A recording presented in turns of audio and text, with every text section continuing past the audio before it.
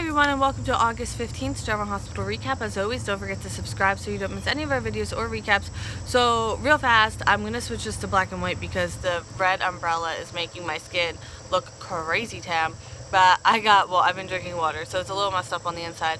But I got a bunch of new e.l.f. lipsticks, and this one's Vampy Violet, and I want to show it to you. And the new headband I made that's all sparkly and blue because I'm Team Mystic in Pokemon Go.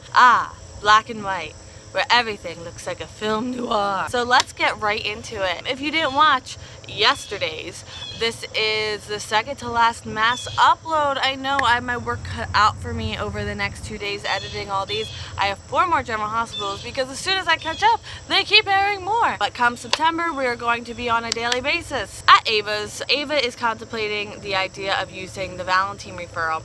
But nope, she's gonna hold strong. Nicholas was kind and cared for her, and it's probably too good to be true anyway. If it sounds too good to be true, I mean, I think she's been watching a lot of People's Court because that's like the theme of the People's Court is oh, I can get this car for like $1,000. Well, what's wrong with it? Well, it has no engine. Well, then it wasn't really worth it, was it? Griffin comes over. He was apparently out for a walk and invites her on the walk as well. He wants to take her to the picnic in the park, and she's like, I don't think so. The world is afraid of me, and he pulls out, you know what, doctor's orders, you need to have a night out. She wonders if he's working as a doctor or as a priest, and he's like, how about a friend? And I'm like, oh, Griffin, be my friend, honestly. Or a friendly acquaintance, if she doesn't quite feel they're friends, which honestly, he could be my friend. I could meet him for 2 seconds, and if he goes, hey, we're friends, I'd be like, yes, we are. At the bridge, Oscar and Jocelyn meet. He asks her to go to the concert in the park with him tonight. There's a jazz part in the end with a jazz pianist, and he really wants to see that and for her to be with him. And she's like, oh, so it'll be a group thing. Let me see if Trina wants to put together a group. And he was like, actually, I was thinking like a just us thing, like a date. Actually, exactly like a date. Oh, Jocelyn, she's growing up so fast. Literally. At the PCPD, Jason wants a word with Officer Cooper. So they have a mutual friend who would appreciate a favor. Sam, with her illness, actually put in motion exactly what she was afraid of, which is Jason getting deeper and like falling in and kind of working for Sunny. At General Hospital, Carly comes into Sam's room and she's wearing this red dress and she calls her a psycho and she knows what she did to Sunny and she really digs into her and is like starting to strangle her. And then Sam wakes up with a jolt and I was like, okay, yeah, I was pretty sure that was a dream, but like I'm glad it definitely was. But Carly actually is there in the room, but she's sitting with her. She's in this nice white shirt and she's very sympathetic to Sam and is watching over her. Sam asks for some water. Carly asks her about the dream she had because obviously she was very shaken up when she woke up, and then asks Sam what she had to tell her the other day. Sam doesn't want to bother her with it, and Carly's like, I'm not going to be bothered. They're like family. And it's like so crazy how we've come so far with the Sam and Carly relationship, and it just makes me so happy. Jason comes back into the room. Jason wants Sam to rest because once she's home, it's not gonna happen with the kids. Carly will visit another time. Sam hugs Jason and Carly sees that and is like, I think something's going on. Sam tells Jason about her nightmare, Carly's revenge basically, and Sam wants to tell Carly it's not going away and she thinks Carly's gonna understand. Jason agrees, yeah, Carly will understand, but like let's wait after the police close the investigation, just in case. At the park, Christina and Alexis are having a picnic because it is this concert in the park that's happening. They're talking about Julian and the trial. Christina wants to change the subject and relax, and they talk about school because what could be more relaxing than talking about school? Alexis thinks she's anxious about being a full-time student again, and she's trying to be supportive and is like, look, you can leave your baggage behind, you can start all over again. And then Parker walks up to them because why not? So Parker is teaching at PCU this semester, and Alexis feels totally left out of the loop because apparently Christina already knew this. And Molly enrolled in her class and they were going to request a private meeting before the semester started. Molly needs this class for her minor, so she can't not take the class. And Parker says despite their history, she will absolutely be fair, and Alexis is more than skeptical about that. So Alexis kind of feels that Molly and Christina and Sam came down so hard on her when she came clean about what she was going through. All she wants is the same honesty in return, because she feels like she really, like, it was hard for her to be honest. You know, all she wants is open and honest communication. Parker had walked away, and Alexis goes and finds Parker and asks her what she's doing. What is this, like a coincidence? Why are you here?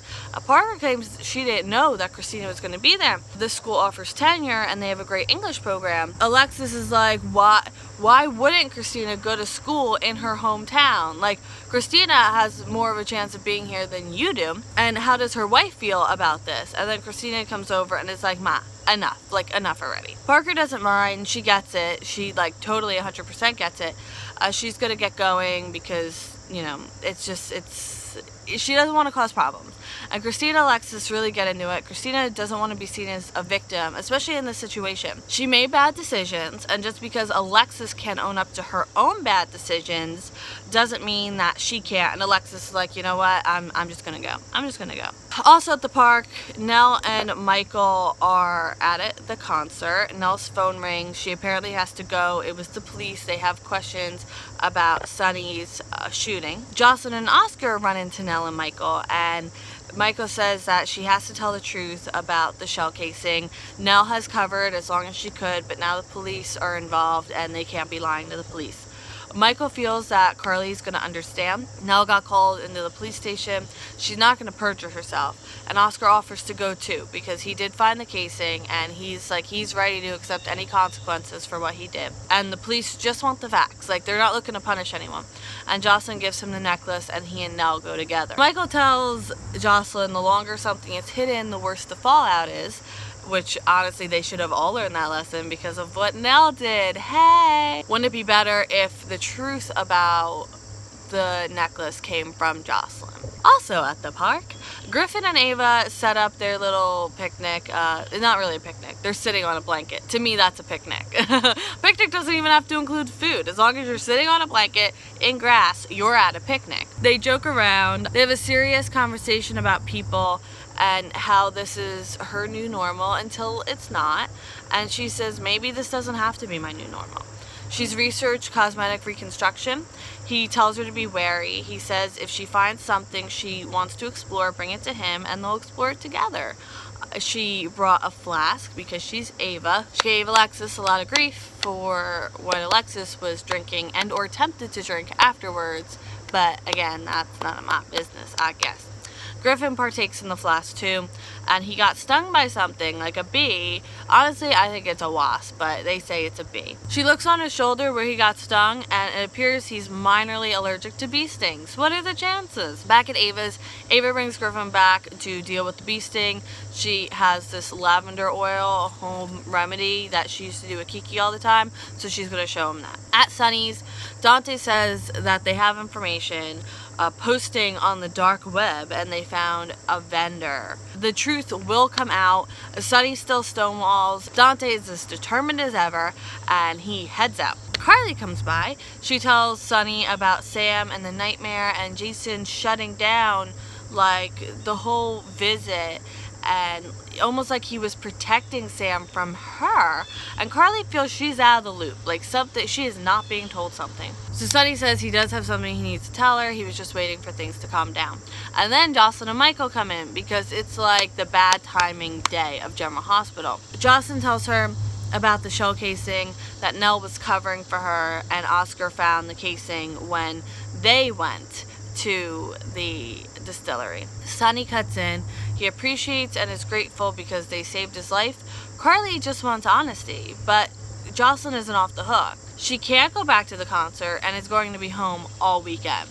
Michael and Jocelyn leave. Sunny thinks that maybe Carly's being a bit hard on her, and my take on it is because, look, we gotta deal with like the reality of the situation. Not that she should reward this, but keeping Jocelyn in more is just gonna make her sneak out more. So she needs to find a happy medium where Jocelyn's gonna respect like the punishment she gives her, but also like that she's not grounded until she's 35. You know what I mean? Back at the PCPD, Nell and Oscar tell Dante everything. Dante needs Oscar's mom's contact information because he's a minor, and like I mean, obviously it's not strange that like a kid character's mom keeps getting brought up, but I just feel like they're building up to something of who she is, and I'm kind of like anxious for it, you know what I mean?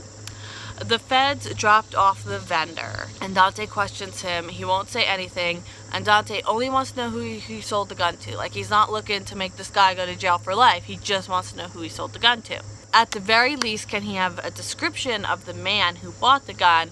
And the guy's like, man, it was a woman. I felt like being dramatic. That felt like a drama. And now end scene. Okay, so there's definite weirdness between Griffin and Ava, and she rubs the lavender oil into his shoulder. And I kind of like, I don't get stung by anything, especially not bees. I'm the granddaughter of a beekeeper, so the bees are like, hey, she's cool. And I also know how not to get stung. Like, that sting just seems so random. That's why, like, in my mind, it couldn't have been a bee. It had to have been a wasp, but, like, they're saying it's a bee. Anyway, I want to try this lavender oil thing out. So, like, do you think it works on mosquito bites? Or, like, if I do get stung by a wasp or something? Like, I don't want to, but I definitely want to try it out. So I'm just going to keep lavender oil around. So Christina is now going to sit with Parker. Lovely. Again, with moms putting stuff in motion of the stuff they did not want to happen. Carly and Sunny are talking this through, but she zeroes in on what he was going to tell her before. And Sunny says he's pushing back physical therapy, but he's going to go, I don't know, he makes something up. Sam's going to keep quiet for the kid's sake, but how does she make peace with what she did? Dante can't get any more information out of this guy because his lawyer shows up, and an officer tells Dante the third gun has gone missing from the evidence locker, and he tells Dante that Jason was here before. Officer Cooper gives Jason the gun on the bridge, and now Sunny and he, or their mutual friend and he, are square, and Jason expertly wipes down the gun and drops it into the water. So goodbye gun, goodbye moon, goodbye everything. Alright, so that is it for the 15th. I will see you in 0.2 seconds for the 16th. Alright, bye.